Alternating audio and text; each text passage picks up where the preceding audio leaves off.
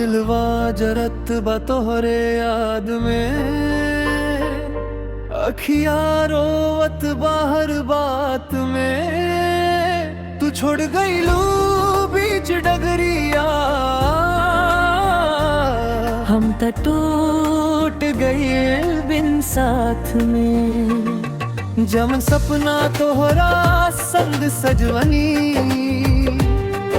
ओ सपना के राख बन गई। जमन हंसी तू दहलू होठबा पर, ओ हंसी के दर्द बन गई। अब त रात भर नींद ना आवे, तोहरे नामे सांस चलावे। दिलवा कहे रोज पुकार के लौट आ जाए एक बेर। दिलवा जरत बा तोहरे याद में, अखियां रोवत बा हर बात में। दिलवा जरत बा सुन लेना हमार सब कुछ गईल हाथ में। तू छोड़ गईलू बीच डगरिया, हम तो टूट गईल बिन साथ में। दिलवा जरत बा तोहरे याद में, अखियां रोवत बा हर बात में।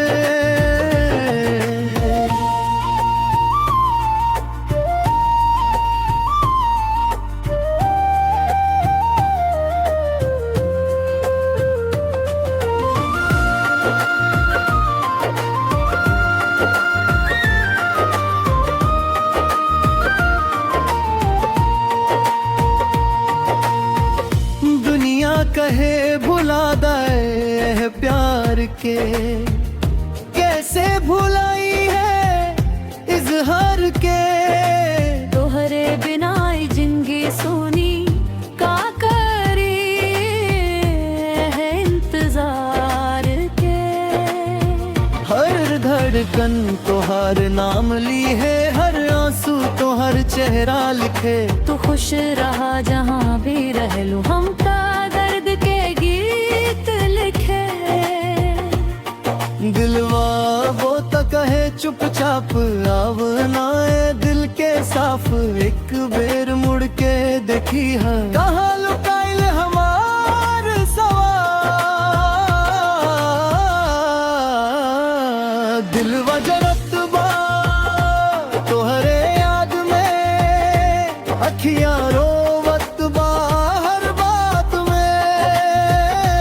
दिलवा जरत बा सुन लेना हमार सब कुछ गईल हाथ में। तू छोड़ गईलू बीच डगरिया, हम ता टूट गईल बिन साथ में।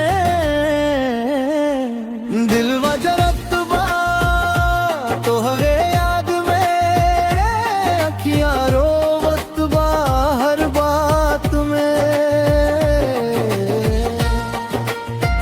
अगर कभी याद आई हमार मोहब्बत, तो एक बेर मुड़ के देखी हो, शायद आजो के हूँ तोहरे खातिर चुपचाप रोवत मिली।